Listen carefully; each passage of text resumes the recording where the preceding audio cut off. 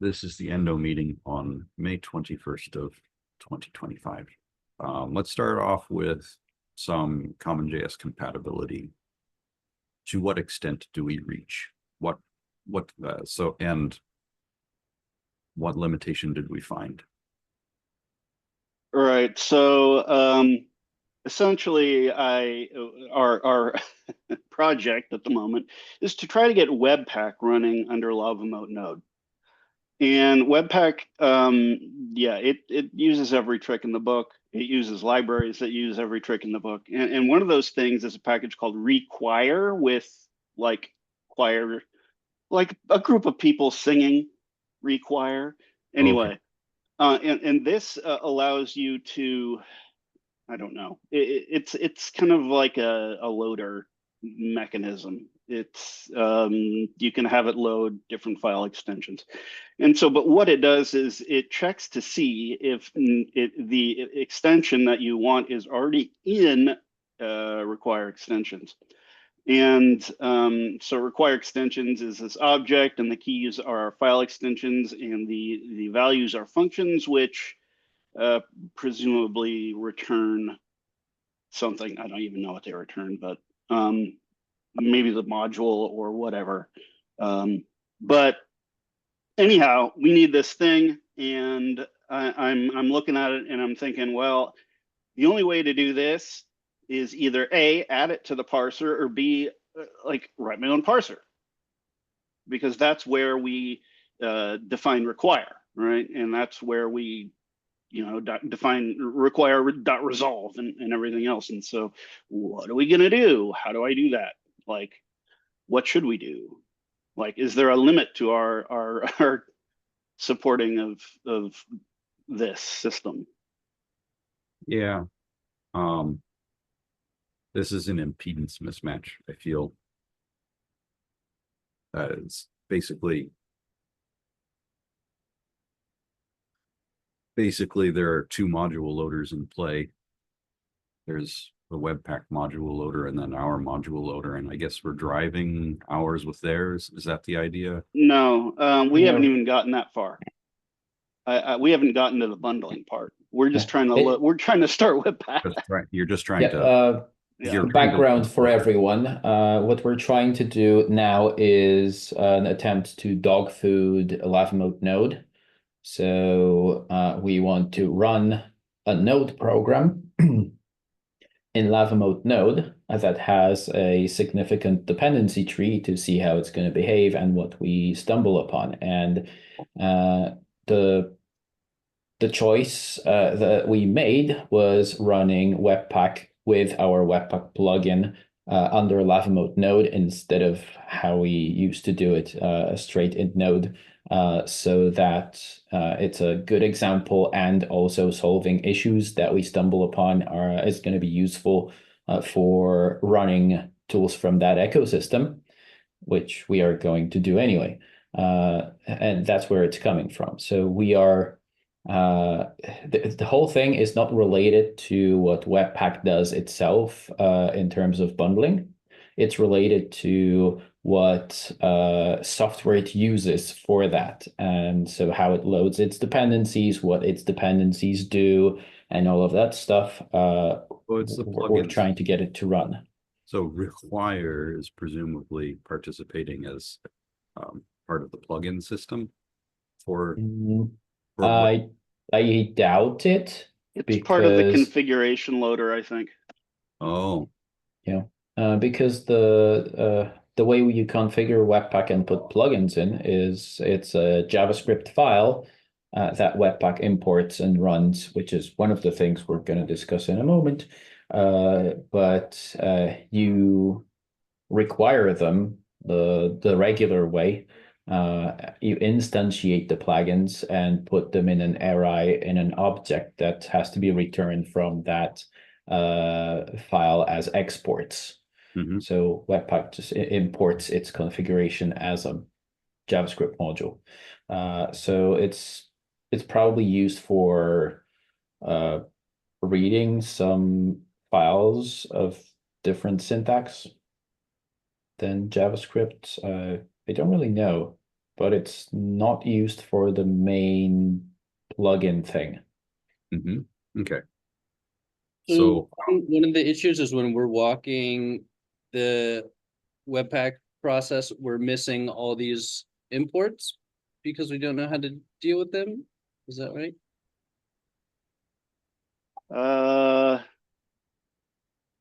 Well, basically, I mean, we're just trying to execute it, and it's failing because, well, reason after reason after reason, but this particular reason is that the require object has no extensions property. yeah, and it's using that to detect whether the underlying loader can. Yeah, it doesn't actually run that loader, I don't think. It might. So we could probably get away with just producing an extensions property that signifies by presence of a function for a particular key that we handle these extensions.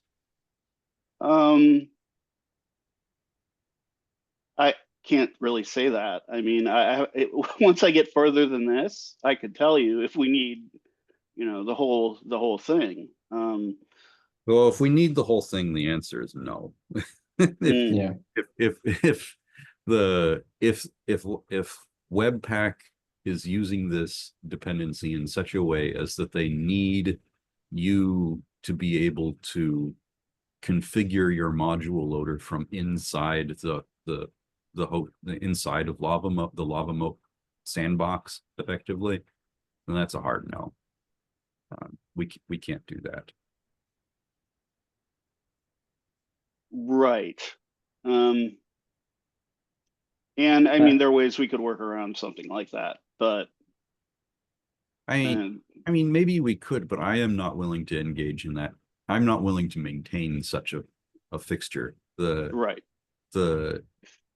It is not really possible to reason about the determinism of your module loader if a module can configure your module loader at any time during your loading tree.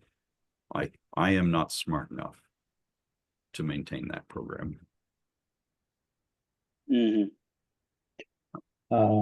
Yeah, so it was historically invented to mostly load CoffeeScript. That's right. Yeah, that was the coffee first. script. That was the first one. Yeah. Yeah. So it was obviously a bad design in both foresight and hindsight. Okay. So using the fact that it's being recorded, I want to state my preference, and that is kill it with fire. So maybe we can find a way to replace the whole functionality of that or whatever depends on that with a simpler, more modern module that's gonna do the right thing. Is it possible to have the in-process configuration basically do nothing and then match the configuration outside? We would have to see what it's actually doing, because evidently someone is trying to load a file that has nothing to do with JavaScript or JSON that Node itself is capable of loading, or someone is misusing this thing for doing something that it's not necessary for. Depending on which one it is, spoofing extensions field might just solve it or might not give us any benefit. There's also a possibility you could, I mean, I know we're getting in touch now with the maintainers of Webpack. We now have a back channel. I mean, you've had a back channel for some time, but maybe it's possible to factor Webpack in such a way that you can moat everything after the configuration management component and just leave the configuration management component outside of the moat. Because it's necessarily, I think, if the premise of Webpack is, and it is, the premise of Webpack is that you're executing arbitrary code to configure it.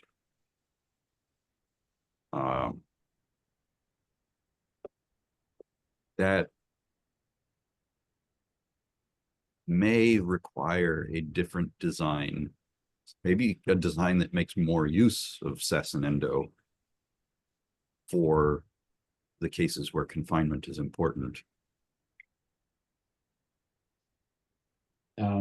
Is there So there's an issue thread that we started? No, I don't have not a yet. ticket. No. this is too fresh. Started today. So if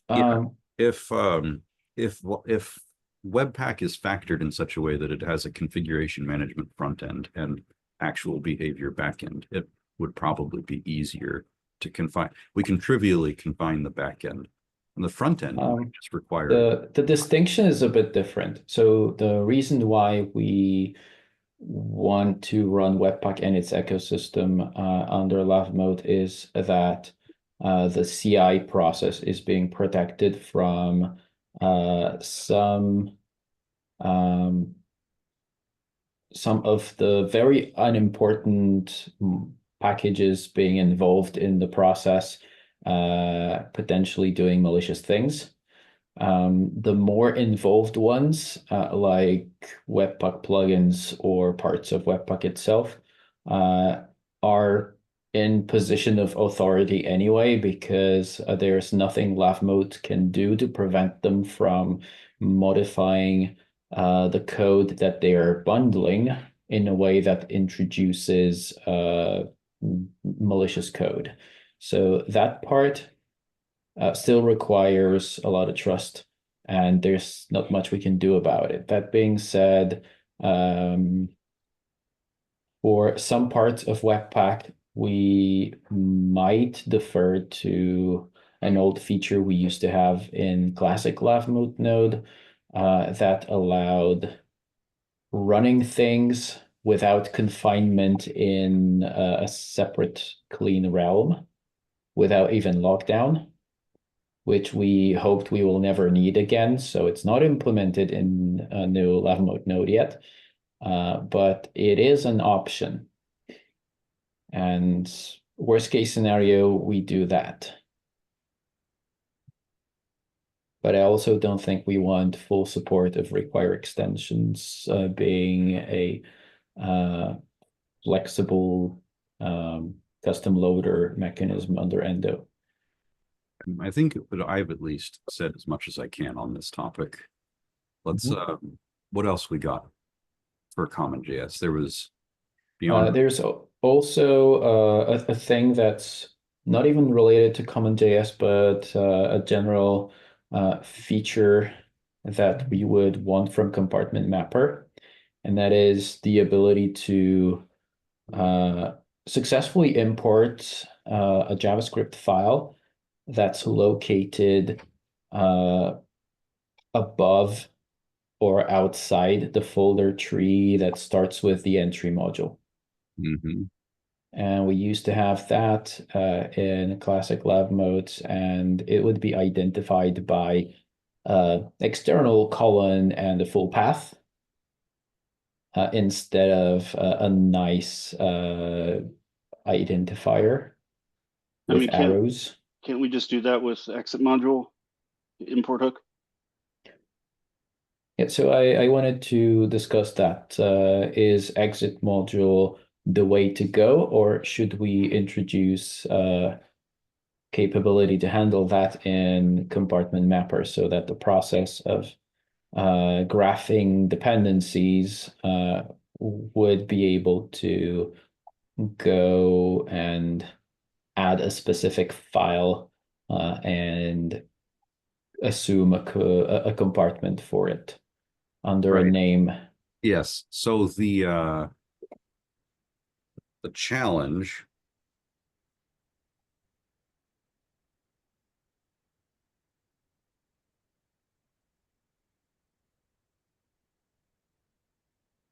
my intuition is that we do not want to have the grab bag external compartment.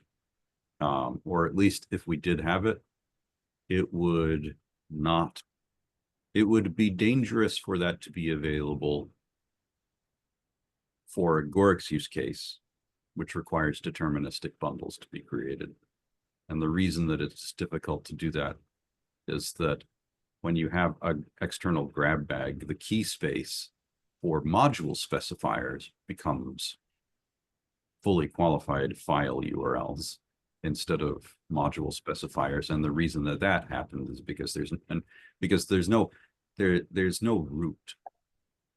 There's no root, no shared root for the external that couldn't capture vagaries of the developer's workstation, like their username, which would produce different bundles on different computers. Is using a relative path with a bunch of double dots a solution to that? Yeah, relative to the entry point, because so if that's the case, then it's effectively equivalent to having your subsuming arbitrary modules outside of the package route into the entry point compartment. I don't have any opinions as to how they would be identified. If it makes sense, it could be a random number that identifies them. I just care about capturing specific external files. And a relative path seems like a good choice for surfacing that information to a human, but I don't have hard requirements on what that would be. So I like the idea of having an external compartment where the module specifiers are implicitly rooted as relative paths from the entry package that might ascend past the top. There are still risks that the dot paths would reach upward into trees of the file system that vary from workstation to workstation, but it's somewhat less of an issue. Yeah, but as soon as they are captured, they become part of the application. And if you want to run the application, you need to have a copy of it. So in case of an archive, it's more clear that these are we could think of them in abstraction from where they are located on disk and assume that the path is only part of a display name for the humans to reason about, but they are just dangling compartments that don't fall anywhere in the tree structure of dependencies. Well, dangling compartments. You say more than one? In what case? How would you differentiate which one belongs in which? Each one would need its own compartment potentially, because we don't have any reasonable information about their location. So I do mean eliminate the information about their position in the file system from the logic and only leave that as information to humans. But the compartment mapper would not use their location to reason about their proximity or belonging to the same compartment. They would each get a compartment per module, assuming this should be a rare occurrence. Rare, and it should be obvious. It should be obvious to the user. Like bundling, like support for this should be off by default, because we don't want people to unwittingly create a bundle that creates complications for creating deterministic bundles. Yeah, when you're generating a policy, it's much more obvious because it's a big eyesore when it shows up in a policy. How does it look in a policy? In classic love mode node, instead of a fairly nice looking canonical name, so package name arrow, another package name, and so on, you get external colon path, which tends to be long and ugly. And it's fully qualified? In that case, yes, but we don't have we don't have strong feelings for that. Yeah, we'd have to do something different. Well, I don't object to having the feature provided that we have a deterministic dependency path and a separate compartment for each and deterministic compartment names for each. Okay. One way of avoiding introducing that just came to me is we could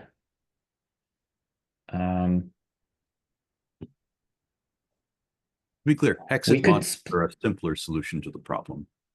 But okay. We could also split up the position of the entry module from the concept of root of the entire application. So we could have an application rooted in a folder containing a package JSON, and then entry file being in a subfolder of that, even inside of node modules, which is the case for what we're doing right now. But the entry in a dependency. Yeah, being able to define a different root and the entry module separately would be helpful. Currently, search, as far as I remember, the first step of compartment mapper is assuming the application starts in the folder of the entry module. Yes, it does make that assumption, but it's also the case that as long as you put a package JSON in a parent directory of anything that's captured by the bundle, then you don't have a problem anyway. That works today. Like if you have a package JSON at your project root that is just your project root package JSON. Yes, but in our case, we're in this unfortunate situation where we're starting from a file that's located in a dependency of the project, and that file is then causing computation that ends up attempting to require a file from the top level project.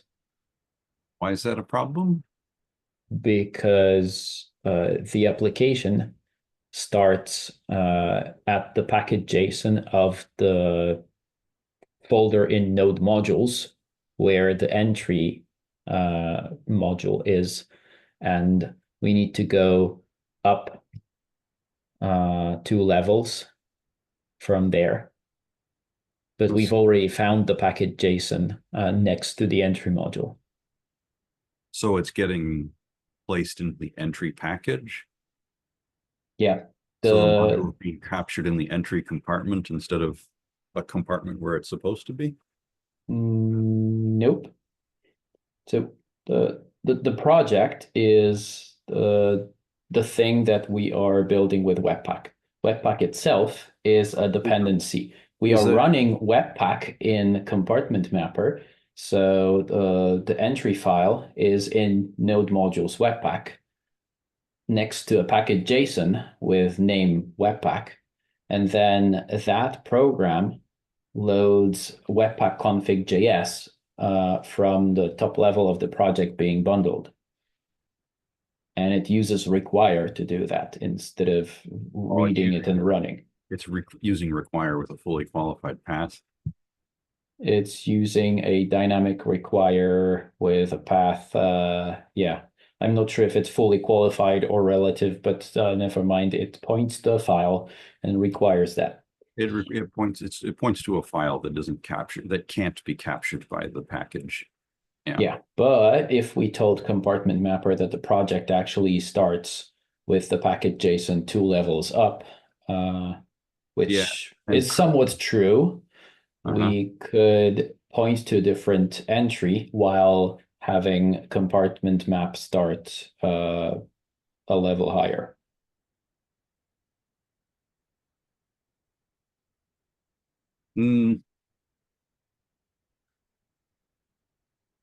That amounts to something very similar to the create require solution, where you create a require out of band and inject that.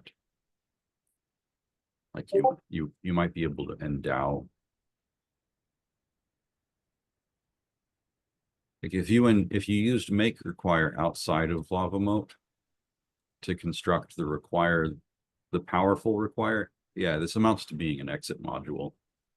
But you would have to, if the entry point is a CommonJS module, you have to be very clear about the distinction between your lexical require and your global this.require. Right? Your lexical require inside of CommonJS, inside of lava moat, is going to be the one that's confined to the entry package. You could endow a dynamic require, nodes dynamic require, and just the entry module would have, the entry module would have to reach for global this.require as a distinct thing. So the thing being required is not treated as user input, but as part of the project that runs under policy. So a change to the configuration being required is going to force a regeneration of the policy file, because that webpack config.js is also importing a lot of dependencies like plugins, etc. So it is actually a part of the application. So what I'm trying to model here is an application that has all of the regular structure we're expecting, including top level package JSON, but the entry file just so happens to be an index.js of one of the dependencies instead of a file in the top level folder. And nothing else is different about it and the files within it. I see. So it's basically like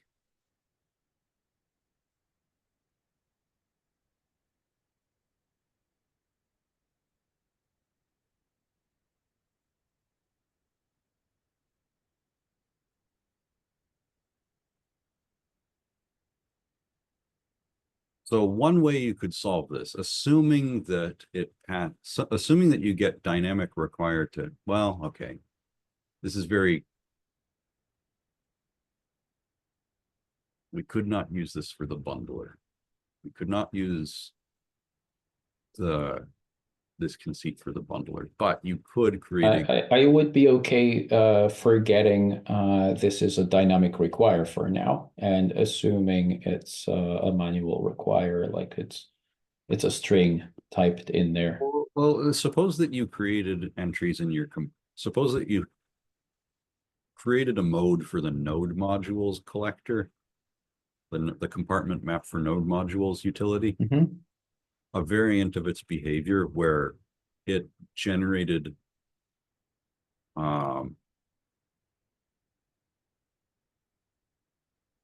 redundant linkage to other packages. Okay, like you kind of have to start from the assumption that you have at that layer, maybe not policy. These are interrelated issues. The problem is basically the problem is not that the modules are not captured by any of the compartments you need to link. All of the modules are in a package. The problem isn't that.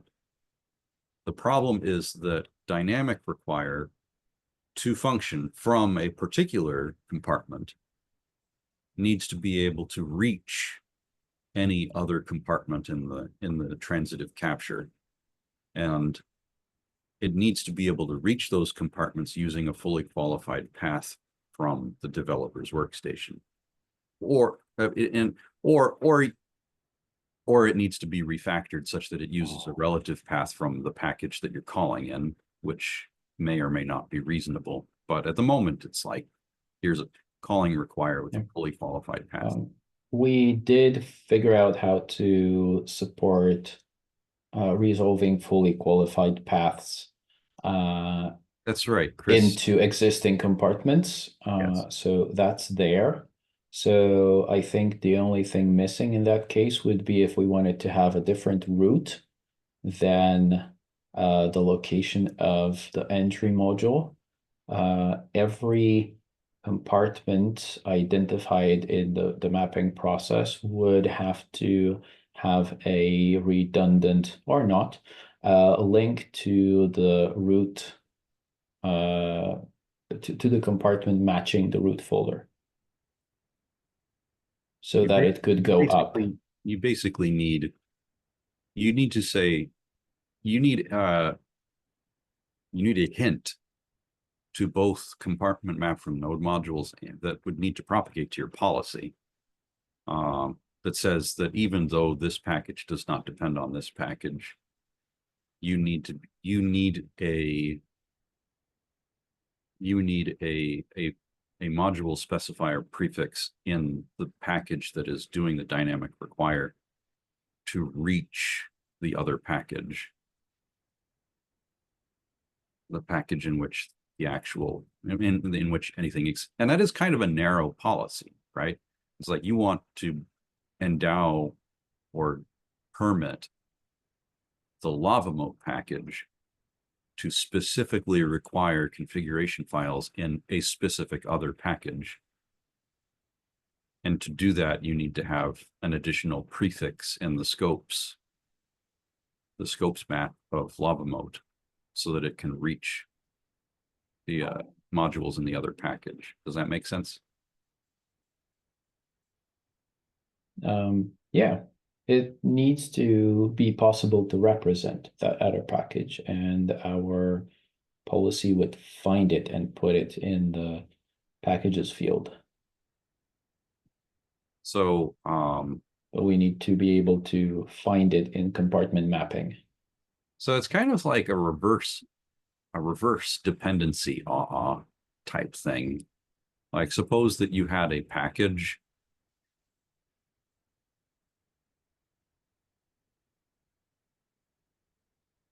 the entry point is under I see where you're going. how to express I it. have an intuition that it's not going to be necessary, but it's just an intuition, hard to verbalize. No, I get it. Yeah, I'm not sure it's necessary either. There needs to be a way to express this introduced dependency. Okay. So I think Yeah, and that's to enough juggling mental models in front of everyone else. Yeah, all right. The okay, what's next? What else is on the CommonJS topic? Do we have anything else? We have one last thing that's not CommonJS topic, but import now topic. Yes, Which is is aggregating errors, which makes a lot of sense when the loading process is asynchronous. But when it's synchronous, it doesn't make a lot of sense because we have very strong expectations from the semantics of how people use require. That require would throw an error without going too far. I am not sure this really matters, but because the error is being thrown after all, but the error aggregation is not correct in that use case, and I wonder if it can be generalized to import now. Is error aggregation Does error aggregation make sense in the concept of import now, regardless of CommonJS and usage patterns? I think it does. I think it is just as useful for a synchronous import to produce an aggregate error for the same reason that it should produce an aggregate error for the asynchronous loader. And the reason motivating both is to provide a single report that exhausts all of the interventions that a developer needs to do in order to create to get an application to work. Right? It's like all of these dependencies are missing, and therefore you're not going to get a module namespace. Yes. Front loading that information is still useful. I would which is to say that if we disabled the aggregate error with an opt-in, I would expect it to apply the same way to both cases of async and synchronous import. Can be convinced otherwise, though. Yeah, I don't think I would want to get rid of both, but at the same time, I'm still hoping that when we figure out what happened with deferred errors in CommonJS imports. Okay, I messed up my grammar. Anyway, when we figure out deferred errors, I hope this topic will go away. Yeah, I don't think it will. I think you're still going to need an option to not aggregate, but I also grant that it's possible that the deferred error gets to decide what the error it throws is, and I think that will. I think deferred error is bypassing the aggregation. That's what I'm trying to say, because the aggregation is occurs not happening, right? Yeah. Because the thing is loaded and the error happens when you call execute. It's being thrown from there, and that way it bypasses it. So if we fix the condition and applying deferred errors, this problem should go away, unless unless we can't defer those errors. Okay, sounds good. Yeah, I agree. All right. My bag is empty. Okay. Well, and okay, so the remaining topics were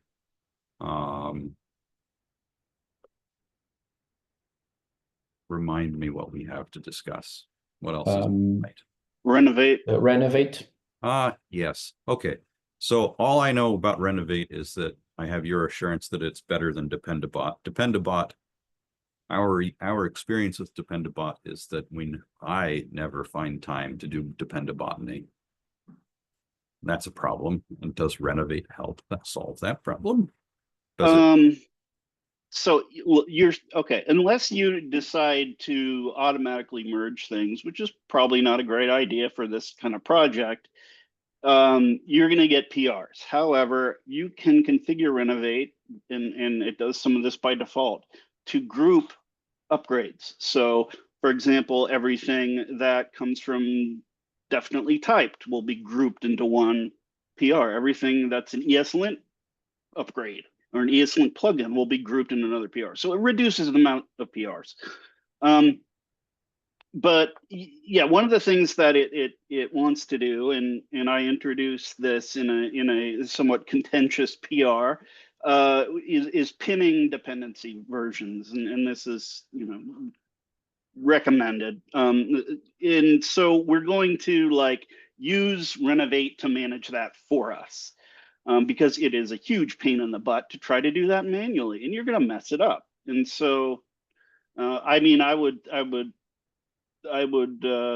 least try it. You can turn it off if you hate it. I can certainly help merge things and review PRs of dependency upgrades myself, but I can't turn it on. I can help configure it because there's like a config file, but I can't turn it on because I don't have admin to. Yeah. Okay. I can do that. I can turn it on if and then it would be I could turn it on, and then it doesn't do anything until you configure it, I presume. Or does it just automatically do the default configuration immediately? Would you like? It's not going to create a bunch of PRs until you do something. Until you commit a configuration. I believe that's what it's going to do. So okay. If you want to let me know when you want to turn it on, and I can send like a config file, or I can we can even do the config file first, and then you can turn it on. Yeah, that sounds great. Let's do the config file first. Okay. Yeah, I don't see a downside to turning it on provided we, yeah, agreeing on the config first helps.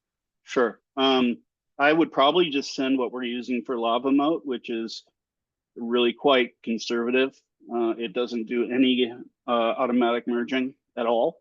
Mhm. So I am curious the degree to which it's going to pin. We might have to fiddle with the config until we have agreement. It's sort of, there's a tension. Like the degree to which it's pinning. Like my opinion is that pinning should occur exactly and only in lock files. If it's pinning in manifests, that is to say package JSONs, I would be very much against that. right, I believe all this stuff is configurable. Mhm. So I'll look into it and send something that I think does that. Lava Moat, we pin everything, so. Yeah. Yeah, it ultimately boils down to, do you have an organization that is large enough that you can credibly audit your transitive dependencies? No, it's more involved than that. It's like Endo is a library. Being a library means that applications that you really ought to defer the question of which exact pinned version they get to their lock file. And if you have libraries, you mustn't make that decision on behalf of all of your applications, because that would inevitably lead to eval twins in applications. Because of the convergence of pins from multiple libraries isn't guaranteed to. Well, sure. Counter argument would be that we care about not opening gaps. So if we're using a dependency, and then a future version of that dependency would also be allowed, there's no guarantee it won't open up holes in our security. But who's our in this case? Is it the application? It's library? it's the security provided by Endo or Lavamoat, that if we end up getting our dependency resolved to a future version, it's not something we could have prepared for. It's a weak counter argument, but it's a strong, correct one. It's a strong argument that an application should be able to pin, and that's what the lock file does. I don't understand how that extends to library manifests. Lava Mode is not really a library. That's right. It's an app. Yeah. Yeah. So it's locked. Oh, I see. No, okay. So the original sin for this is that utilities should have their lock files respected. They shouldn't be like, yes. If you're taking the world that we need to get to quickly, as quickly as possible, is one where, say, ESLint has a lock file for its dependencies that does not interfere with the lock file of your application. Lava Mode. These things are apps. They are not supposed to be in their dependencies should not interfere with the dependency graph of your application. And this is a huge problem for us at Agoric, because they do interfere with the dependency solution. And that in turn results in more eval twin problems, and it results in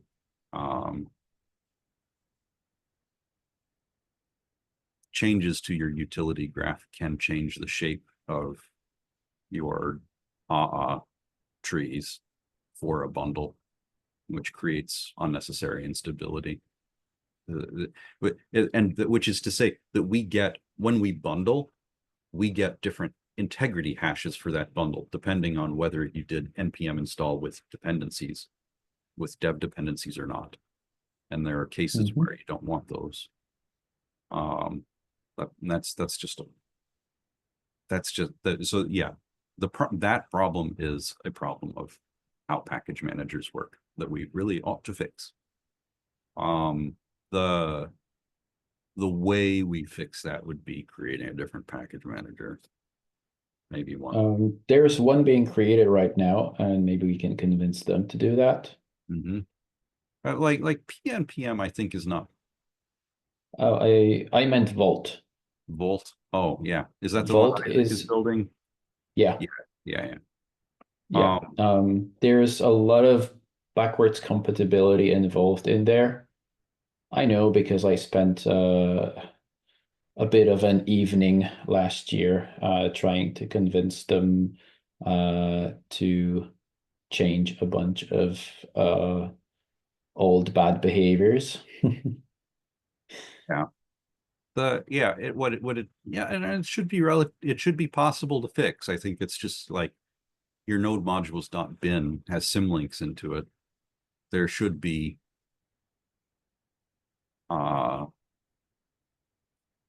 there should just be another place where the dev dependencies are held. Yeah, we need to fork the graph between regular and dev dependencies. Mm-hmm. Not let them overlap. Yeah. Which would probably simplify a lot of other things anyway. Right, and then respect their log files, which entrains that did you pick yarn or npm problem, but it's which you have to use the lock file. You have to use the lock file that the application select, and the lock file might not be the same package manager as your application, which is silly. I think that part could be deferred for later, but splitting the two graphs would help. Could we sorry, this is super interesting, but I'm wondering if we could go to the next topic. Yeah. So this came up in probably another that same PR that the Renovate thing came up in, which is when do we drop support for old versions of Node? And I can tell you that we can't drop, like, LavaMoat needs to support Node 18 right now, and we don't have a clear timeline for when it needs to, it can drop that support. And of course, LavaMoat is dependent on Endo. So yeah. My feeling on this is that the Endo project has constituents. The Endo project is constrained has until very recently been constrained to support backward compatible use all the way back to -r ESM for a lot of the packages, which means that we haven't been able to use like null coalescing in a lot of places or default chaining. I think it's very reasonable for us to have a support window, a long-term support window that is broader than Node. I do not think it's reasonable for it to go to just say this far, no farther. The once supported, always supported is not going to work out. As a matter of policy, I think it's just like all constituents can put their foot on the ground and say, we need to continue supporting this. Just let's not make it indefinite. Like, let's make a plan to get off of 18. Sure. And so what I think we wanted to come out of this was we want to document this policy, essentially. And so maybe I can write a little README file somewhere and send it as a PR, and y'all can take a gander at it and tell me what you think. I think that we have a contributing or maintainers of MD. This is the kind of thing that we would capture there. Mm-hmm. Okay. No. Yeah. Fair enough. Contributing.md. It's a good place for it. And we should do more. We should have more policy and governance, and we're going to be with Endo becoming a part of the Decentralized Cooperation Foundation, we'll be in a better position to start coming up with governance policies. It's like who's a committer is a policy decision that we do not have a written rule yet. On that Is note, it, I added Peter Hottie so that he could review things. But so he's a committer now, though he never commits. is the project being donated to a foundation? Is that what you just said? Yes, yes, we are Oh, moving Endo to the foundation. cool. Okay. What was the name of it again? This is all news to me. Decentralized Cooperation Foundation. Yeah, this Okay. should this is it's too early to announce because it hasn't happened yet. But the plan is to give the keys over to DCF. Well, this is being recorded in case we need to redact this. Yes. Yeah. I think it's fine to signal that we're going in that direction. Okay. All right. We're over time. Thanks for the riveting discussion. I'm glad that we got to some of the dark places we visited. All right. Thanks. Later. Thanks. But Thank you.